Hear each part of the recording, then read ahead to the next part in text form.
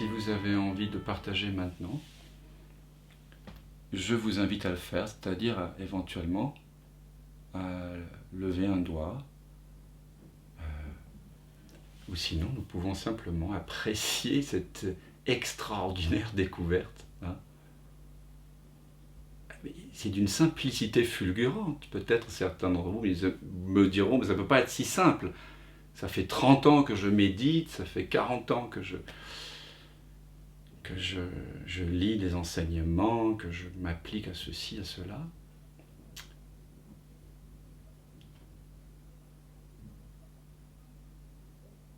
En tout cas, si vous voulez découvrir votre vraie nature, il n'y a qu'une façon. C'est de devenir conscient de l'espace à partir duquel vous percevez. Bien sûr, là, dans les expériences de Douglas Harding, ces expériences sont fondées sur le sens de la vision. Mais nous pourrions le faire également avec le sens de l'ouïe. Par exemple, remarquez que les sons apparaissent et disparaissent dans un espace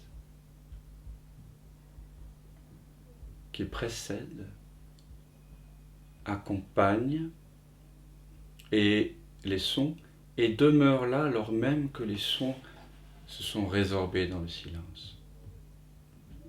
Souvent dans les histoires zen, on entend parler de maîtres qui se sont éveillés au bruit d'un vacarme ou au son d'une cloche plutôt, au ruissellement d'une rivière, au chant d'un oiseau. Tout d'un coup, voilà, un oiseau a chanté et tout d'un coup,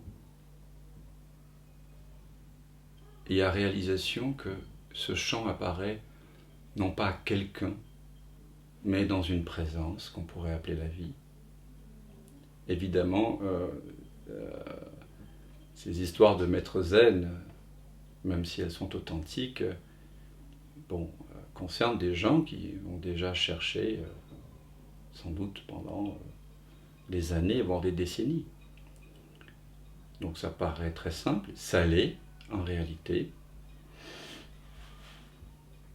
Alors en ce moment, il est 8 heures, et je ne sais pas ce qu'il en est pour vous, mais j'entends les gens taper des mains, applaudir, puisque je suis au 5e étage, confiné dans un appartement parisien, et on entend tous ces remerciements. Les gens ont besoin d'exprimer aussi de la fraternité, donc on les entend plutôt crier, applaudir, battre, faire sonner des instruments, et c'est bien sympathique. Tout ça, ça apparaît dans une présence qui, elle, n'a pas de son.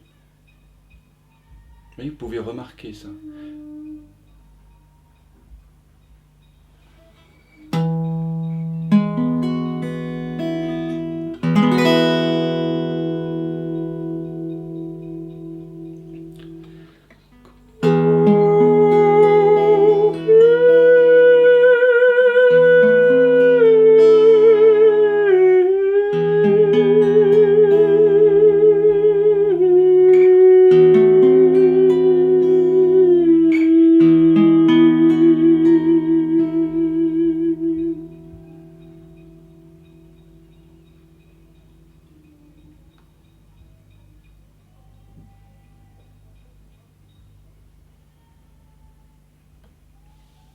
Vous voyez, tous les sons pointent vers ce silence. Et à un moment donné, vous pouvez réaliser qu'entre le silence qui perçoit les sons et les sons, il n'y a pas de distance. Et c'est ça la non-dualité. C'est vraiment vivre de façon expérientielle le fait qu'il n'y a pas de séparation entre ce qui perçoit et ce qui est perçu. Alors ça marche pour les sons, ça marche pour la vision, pour les couleurs, puisque vous venez de découvrir cet espace transparent, ouvert, inclusif, ici, de votre côté ici. Hein, voilà. Oui. C'est de votre côté, voilà. Là. Il y a espace. Donc. Et cet espace, lorsque vous le découvrez, vous ne pouvez pas voir de séparation entre les couleurs et l'espace. Il y a une apparente séparation entre le corps et les autres objets, mais si vous percevez à partir de l'espace, sans surimposer dans cet espace l'idée que vous êtes quelqu'un qui perçoit un corps, qui perçoit, que vraiment vous rétrogradez jusqu'à l'espace qui perçoit ici, et que vous percevez en même temps là-bas les couleurs, à un moment donné, toute illusion de séparation s'évanouit. Et là, révélation. Non-séparation. Donc on l'a fait avec les couleurs, on l'a fait avec le son, mais on pourrait le faire avec tout, avec les odeurs, avec les saveurs, avec la pensée. On peut voir qu'il n'y a pas de séparation entre la présence dans laquelle les pensées apparaissent et disparaissent, et les pensées. Donc vous voyez, s'éveiller à sa vraie nature, c'est d'abord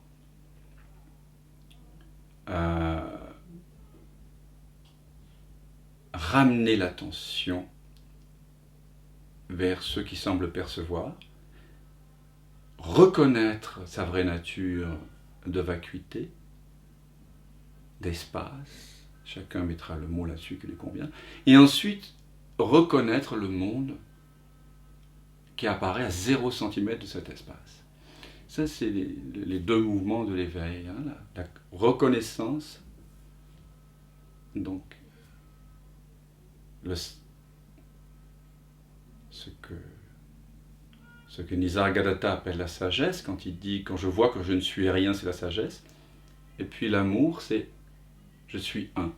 Entre cet espace-là, au-dessus de mes épaules, qui est impersonnel, qui est atemporel, qui n'a pas de nom, qui n'est ni féminin, ni masculin, ni philippin, ni italien, qui n'attrape pas le coronavirus, qui n'a pas peur, qui n'a ni de désir, qui est simplement là, pur constat, et le monde, aucune séparation. Donc le mouvement, on pourrait dire que c'est trois temps. D'abord, je me prends pour quelqu'un, je souffre, puis je découvre qu'en réalité, je suis ce en quoi le quelqu'un, le monde et les autres apparaissent et disparaissent. Et puis, troisième temps, mais tout ça c'est en réalité un seul temps, ou non-temps, on pourrait dire, parce qu'il n'y a pas de temps, découvrir que tout apparaît en tant que moi. Je suis quelqu'un, je suis rien, je suis tout. Je suis le rien du tout.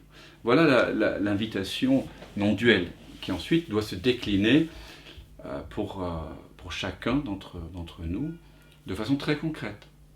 Donc c'est là où l'investigation a toute son importance. Alors,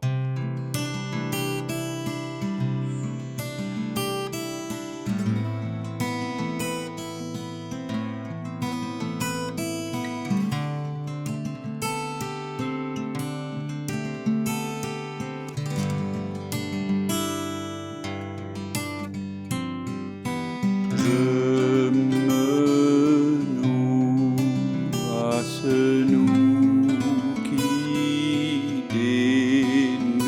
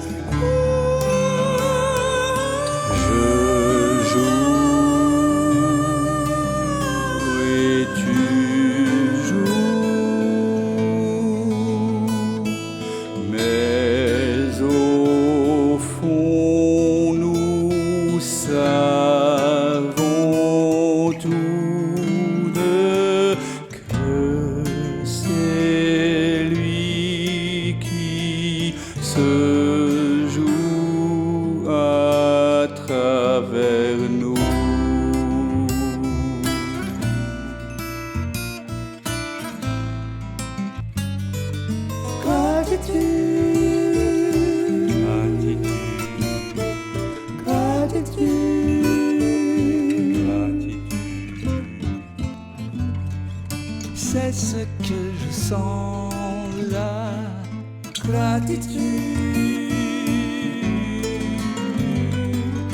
gratitude, gratitude, gratitude,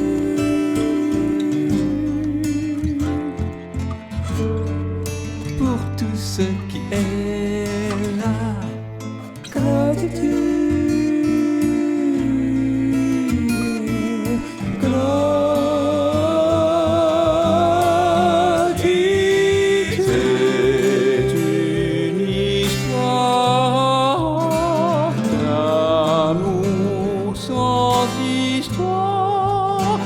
Une histoire que l'on raconte avec les yeux sans les mots et qu'on vit dans le cœur.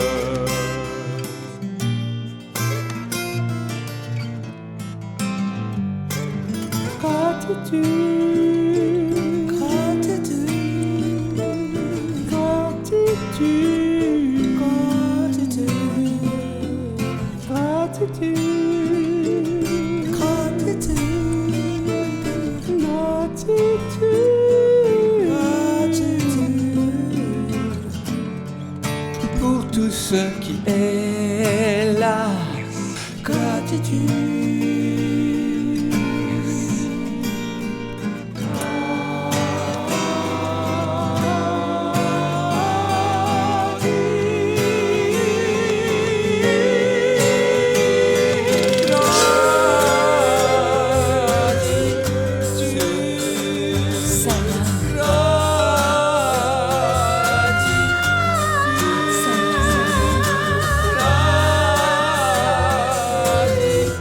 L'amour avec lequel je t'aime.